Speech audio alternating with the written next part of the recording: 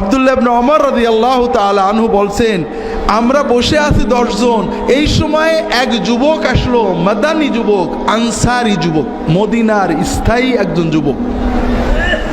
আব্দুল্লাহ ইবনে ওমর মুহাজির যুবক, মক্কা থেকে হিজরত করে মদিনায় যে রয়েছেন, মদিনার এক যুবক এসে হাজির। কেন? যুবক জানে নবীজি সাল্লাল্লাহু আলাইহি ওয়াসাল্লামের কাছে যে সব জিজ্ঞেস করা যায়, কিন্তু মানুষ মুরব্বীরা ভিড় থাকলে যাওয়া কষ্ট। এখন নিশ্চয়ই নবীজি ফ্রি আছে, এখন যে শুনে নেব। কি শুনে নেব? এসে প্রশ্ন করছে, বসছে, কাল ইয়া রাসূলুল্লাহ, ইয়া রাসূলুল্লাহ আইয়ুল মুসলিমিন আফদাল। খেয়াল করেন, আমরা আলেম ওলামা নেককার মানুষদের কাছে যাই, প্রথমত যাই দুনিয়ার জন্য, হয় দোয়া নিতে, এটা দুনিয়ার কাজ,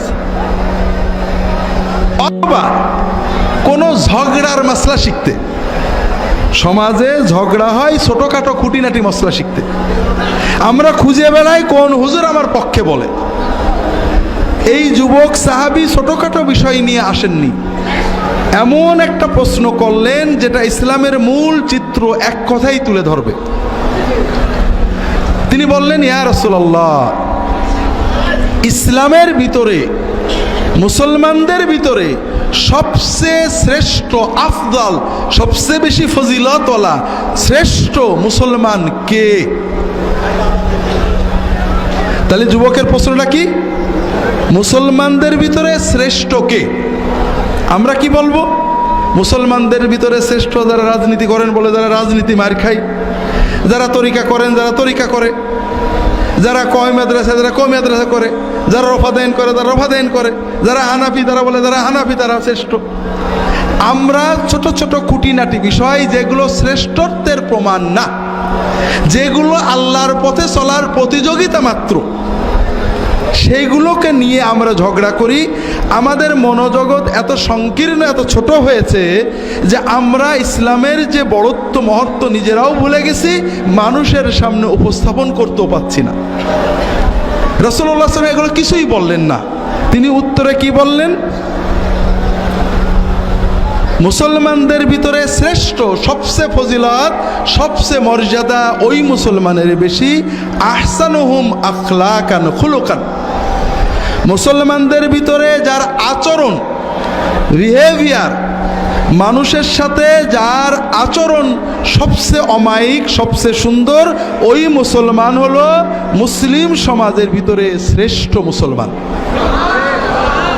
হাজেরিন, বিস্তারিত ব্যাখ্যা করার সময় নেই। নামাজ বড় দরকার, ইমানের আলামত, খুব কষ্টের কাজ। রোজা কষ্টের কাজ। যাকাত দেওয়া, নিজের হালাল উপার্জনের টাকা মানুষকে দিয়ে দেওয়া খুবই কষ্টের কাজ। তবে সবচেয়ে বড় কষ্ট ভাইরা, আল্লাহর দিকে তাকিয়ে ইমানের দাবিতে নিজের রাগ কন্ট্রোল করা, নিজের অহংকার রোধ করা, নিজের নফসকে নিয়ন্ত্রণ করা, এর চেয়ে কঠিন আর কিছু নেই। কথা বুঝতে পারেননি? নামাজ কষ্ট, রোজা কষ্ট, না রাগের মাথায় গাল না দিয়ে চুপ করে থাকা কষ্ট। ঠিক করে কোনটা কষ্ট? সকাল থেকে সন্ধ্যা পর্যন্ত মুসলমান 17 ঘন্টা, 16 ঘন্টা, 15 ঘন্টা না খেয়ে না পান করে ক্ষুধা পিপাসায় বুকের ছাতি ফাটিয়ে রোজা রাখে না? ক্ষুধা থেকে সবর করে আসে, সে গোপনে পানি খেলে কেউ দেখবে না, তারপরেও সে পানি না খেয়ে, ভাত না খেয়ে কষ্ট করে না? কিন্তু ওই মুসলমানই ওই রোজা অবস্থায় একজন একটা বাজে কথা করলে ভট করে রেগে খারাপ কথা বলে না?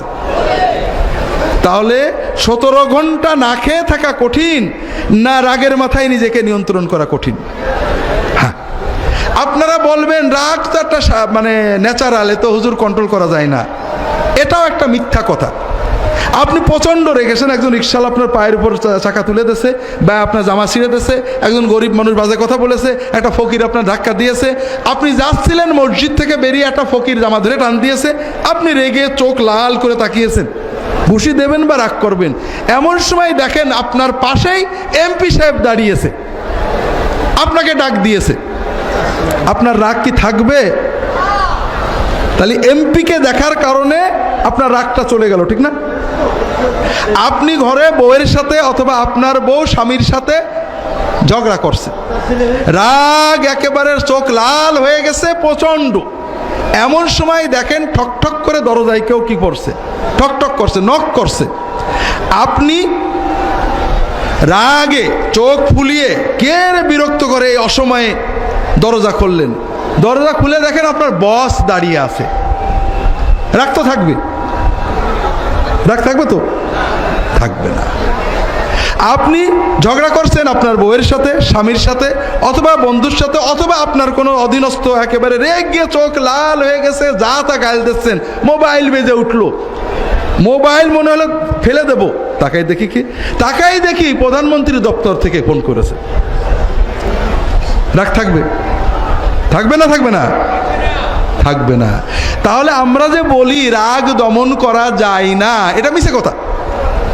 রাগ খুব দমন করা যায়। কথা হলো আপনি কাকে দেখে দমন করবেন, এমপিকে দেখে, বসকে দেখে, প্রধানমন্ত্রীর দপ্তরের মোবাইল দেখে, নাকি আল্লাহকে দেখে রাগ বন্ধ করবেন? এইটা হলো ঈমান। কথা বুঝতে পেরেছেন? যখন আপনার ঈমান সবসময় অ্যাক্টিভ থাকবে, প্রচণ্ড রাগ হয়েছে, চড় মারতে কিল মারতে মন চাচ্ছে, গাল দিতে মন চাচ্ছে, কিন্তু আল্লাহ দেখছে, বেফাস কথা বললে রাগ করবে। আল্লাহ কুরআন কারিমে বলেছেন, ওয়াসারিউ ইলা মাগফিরাতিম মির রাব্বিকুম ওয়া জান্নাতিন আরদুহাস সামাওয়াতু ওয়াল আরদু উইদ্দাত লিল মুত্তাকিন। তোমরা দৌড়াও সেই জান্নাতের দিকে, তোমরা দৌড়াও সেই জান্নাতের দিকে যে জান্নাত আসমান জমিনের মতো প্রশস্ত। সেই জান্নাত আল্লাহ বানিয়েছেন মুত্তাকিদের জন্য। সেই মুত্তাকি কারা? টুপি, জুব্বা, পাগড়ি, তাহাজ্জুদ কোনোটাই রাসূলুল্লাহ আল্লাহ কোরআনে বললেন না। কোন মুত্তাকি? আল্লাযীনা ইউনফিকুনা ফিস সাররাই ওয়াদ দাররা ওয়াল কাযিমিনাল গায়যা ওয়াল আফিনা আনিন নাস। আল্লাহ মুত্তাকি, যে মুত্তাকিদের জন্য জান্নাত বানিয়েছেন, সেই মুত্তাকিদের পরিচয় দিয়ে 4টে কোয়ালিটি বলেছেন। 1 নম্বর হলো তারা অভাব থাক আর সচ্ছল থাক, দারিদ্র থাক আর সম্পদ থাক, সবসময় যতটুকু পারে আল্লাহর পথে ব্যয় করে। ব্যয় করে মানে কি? দরগা মাজারে সিন্নি দেয় না, ব্যয় করে কিভাবে? আল্লাহ কোরআন অন্য জায়গায় বলেছে, কুল মা আনফাকতুম মিন খাইর ফালিল ওয়ালিদাইনি ওয়াল আকরাবিন ওয়াল ইয়াতামা ওয়াল মাসাকিন ওয়া ইবনিস সাবিল। তোমরা যদি ব্যয় করতে চাও, ব্যয় করবে কি? আগে মা বাবার জন্য। তোমার সব ব্যয়ের বড় ব্যয় হবে মা বাবার জন্য। এরপরে যদি কিছু থাকে, মা বাবার পরে আত্মীয় স্বজন, এতিম, বিধবা, দরিদ্র, অসহায়, মুসাফির, এদের জন্য ব্যয়কে আল্লাহ কোরআনে ব্যয় বলেছেন। কথা বোঝেননি? যে যারা সচ্ছল হোক আর দরিদ্র হোক, সকল অবস্থায় ব্যয় করে।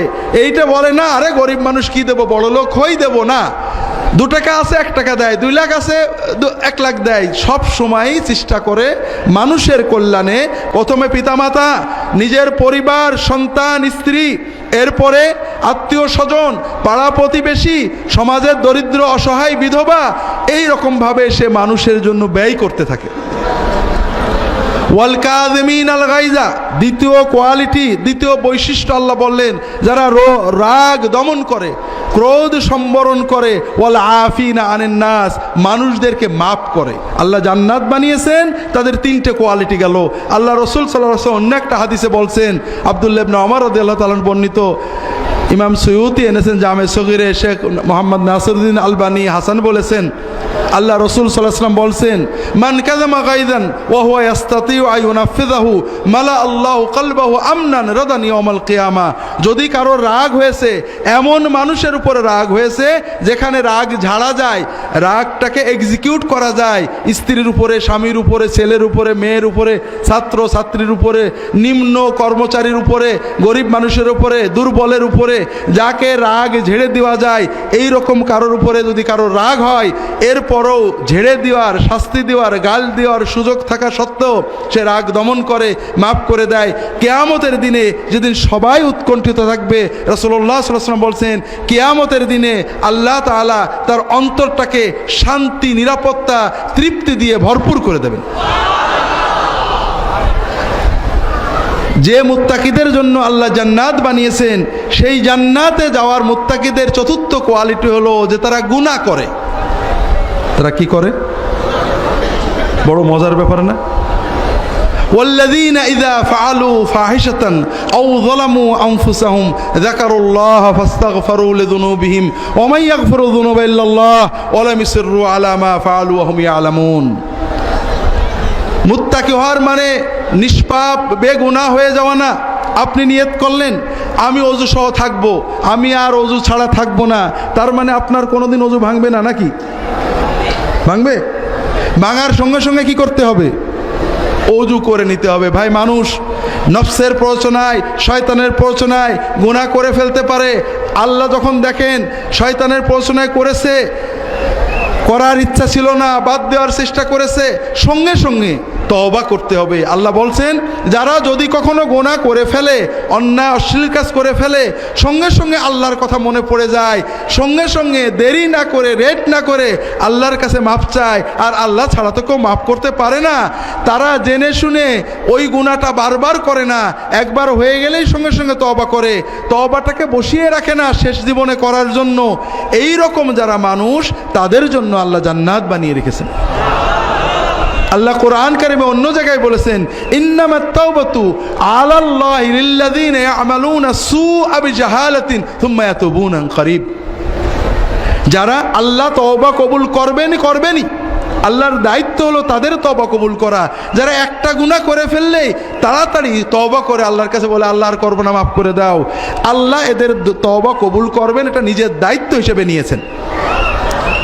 وليست التوبة للذين يعملون السيئات حتى إذا حضر أحدهم الموت قال إني تبت الآن ولا الذين يموتون وهم كفار। আর যারা গুনাহ করে আর জমাইতে হয় মরার আগে করব, অথবা গুনাহ নিয়েই মরে যায়, কাফের হয়ে মারা যায়, এদের তওবা আল্লাহ কবুল করেন না। হ্যাঁ, মরণ পর্যন্ত তওবা কবুল হবে, কিন্তু আপনি জীবনের সব গুনাহ জমায়ে রাখবেন না। আপনি প্রতিটি গুনাহ করার সঙ্গে সঙ্গে তওবা করবেন। শেষ জীবনে যেগুলো হবে, মরার একেবারে শেষ নিঃশ্বাস, ঘড়ঘড়ির আগ পর্যন্ত আল্লাহ কবুল করবেন। কিন্তু আমরা যেটা করেছি ভাইরা, আজীবন নিশ্চিন্তে গুনাহ করি, মরার আগে হুজুরের ডেকে এনে তওবা পড়ি। ভাই, আর যাই করেন, আমাদের যাই দেন হাদিয়া তোফা, আপনাদের কোনো লাভ হচ্ছে না। আপনারা ঘরে বসে যখন যে গুনাহ হবে তওবা করবেন, হুজুরের কাছে আসবেন, তওবার মহব্বত, তওবার আবেগ তৈরি করবেন, আর সবসময় কোনো গুনাহ পিছিয়ে রাখবেন না। আল্লাহ কবুল করে নিন, আমিন। যেটা বলছিলাম ভাইরা, এজন্য রাসূলুল্লাহ সাল্লাল্লাহু আলাইহি ওয়াসাল্লাম বললেন কি, যে মুসলমানদের ভিতরে শ্রেষ্ঠ মুসলমানকে যার আচরণ ভালো। আর এই আচরণের মাপকাঠি রাসূলুল্লাহ সাল্লাল্লাহু আলাইহি ওয়াসাল্লাম বলে দিলেন, এই ভালো মানুষদের ভিতরে আকমালুল মুমিনিনা ঈমানান আহসানুহুম খুলুকান ওয়া খিয়ারুহুম খিয়ারুহুম লিআহলিহি। মুমিনদের ভিতরে সেই মুমিনই শ্রেষ্ঠ, তারই ঈমান পূর্ণ যে মানুষের সাথে ভালো আচরণ করে। আর ভালোদের ভালো, বেস্ট অফ দ্য বেস্ট কে, যে বাড়িতে পরিবারের সাথে, বউয়ের সাথে, স্বামীর সাথে ভালো আচরণ করে, সেই হলো বেস্ট, মুমিনদের ভিতরে বেস্ট। তো ভাইরা, একজন আমাকে বলছে কালকের ওয়াজ শুনে, যে আপনার ওয়াজ লোকেরা পছন্দ করে না, আপনার ওয়াজে কেউ সুবহানাল্লাহ কয় না, আর অন্যান্য হুজুরা ওয়াজ করলে মাশাআল্লাহ অনেক সুবহানাল্লাহ কয়। আমি করবো কি, আমার ওয়াজ পছন্দ হয় না, লোকদের বসে থাকে, আলহামদুলিল্লাহ। যেটা বলছিলাম ভাইরা, তাহলে আপনি রাগ দমন করেন, বাইরের মানুষদের সাথে আচরণ ভালো করেন, এটা খুব বড় কাজ। কিন্তু এখানে অনেক সময় লৌকিকতা থাকে। কিন্তু আপনি বাড়ির ভিতরে ঢুকেছেন, ঘরের দরজা বন্ধ করেছেন, আর কেউ নেই, স্বামী স্ত্রী অথবা বাড়ি ছেলে মেয়ে, আব্বা আম্মা, সেখানে আমরা কিন্তু লৌকিকতার চাদর খুলে ফেলি। যে কারণে যে স্ত্রী বান্ধবীদের সাথে, আত্মীয়দের সাথে কি মধুর মধুর কথা বলে, স্বামীর কাছে গেলেই কেমন যেন হঠাৎ করে সব দুষ্টামি বেরিয়ে পড়ে। যে স্বামীটা বন্ধুদের সাথে, পীর ভাইদের সাথে কি সুন্দর মজার মজার অমায়িক গল্প করে চা খাওয়ায়, ঘরে গেলে যেন একেবারে নেকড়ে বাঘ হয়ে যায়। আছে না নেই? এর নাম ঈমান না, এর উল্টোটা ঈমানের দাবি। যে লোকের ভিতরে তো আপনি লৌকিকতাতে ভালো করবেন, হতেই পারে, কিন্তু কেউ দেখছে না, আল্লাহ একা দেখছেন। সেখানেও যখন আল্লাহর দিকে তাকিয়ে আপনি ইমানে সচেতন হয়ে স্ত্রীর সাথে ভালো ব্যবহার, স্ত্রীর গালি সহ্য করবেন, আপনি তাকে খারাপ কথাটা বলবেন না, আপনি আল্লাহর দিকে তাকিয়ে ভালো কথা বলার চেষ্টা করবেন, সবর করার চেষ্টা করবেন। স্ত্রী স্বামীর সাথে খারাপ আচরণ করবে না, ভালো আচরণ করবে, আল্লাহর দিকে তাকিয়ে সবর করার চেষ্টা করবে, প্রত্যেকে তার দায়িত্ব পালন করার চেষ্টা করবে। এরাই হলো বেস্ট মোমেনদের ভিতরে আল্লাহ তাআলার কাছে বেস্ট।